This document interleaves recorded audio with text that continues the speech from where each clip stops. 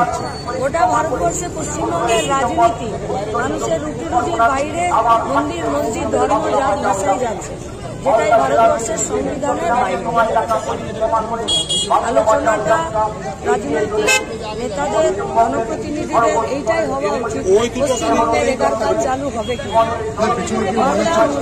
মালদা মুর্শিদাবাদে গঙ্গাপদ্মা ভবনে সরকারি টাকা অ্যালোট হবে কিনা, সেই টাকা দুর্নীতি হবে নাকি সেই টাকা মানুষের কাছে ব্যবহার হবে, আবাস যোজনায় সব ঘর মানুষ পাবে কিনা, আমাদের রাজ্যের পরিযায়ী শ্রমিকরা রাজ্যে ফিরতে পারবে কিনা, বা পরিযায়ী শ্রমিক হিসাবে তাদের ভবিষ্যৎ কতটা সুরক্ষিত হবে।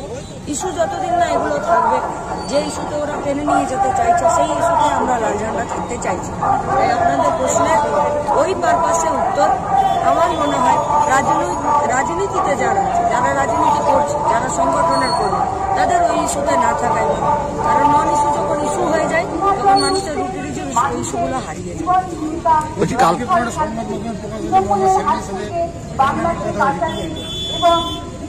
আমাদের পার্টি বাম ধর্মনিরপেক্ষ গণতান্ত্রিক প্রগতিশীল একটি বড় মঞ্চ তৈরি করতে সব অংশের মানুষকে, ব্যক্তিকে, সমষ্টিকে যুক্ত করার চেষ্টা করছে, এবং এটা শুধু আমাদের রাজ্যে নয়, এটা আমাদের পার্টির কেন্দ্রীয় কংগ্রেসের, এটা আমাদের পার্টির লাইন। ফলত সেই লাইনে আমাদের রাজ্য পার্টির সম্পাদক এবং আমাদের রাজ্য পার্টির তরফ থেকে যারা বাম ধর্মনিরপেক্ষ গণতান্ত্রিক প্রগতিশীল এবং যুক্তিবাদী হবেন তাদের কাছে আমরা আমাদের বার্তা পাঠাবো, তাদের ডিসিশন তারা নেবেন। এবারে ওনার সঙ্গে আমাদের রাজ্যের সম্পাদক কথা বলেছেন কিনা সেই বিষয়ে আজকে আর কিছুক্ষণ পরেই বলবেন।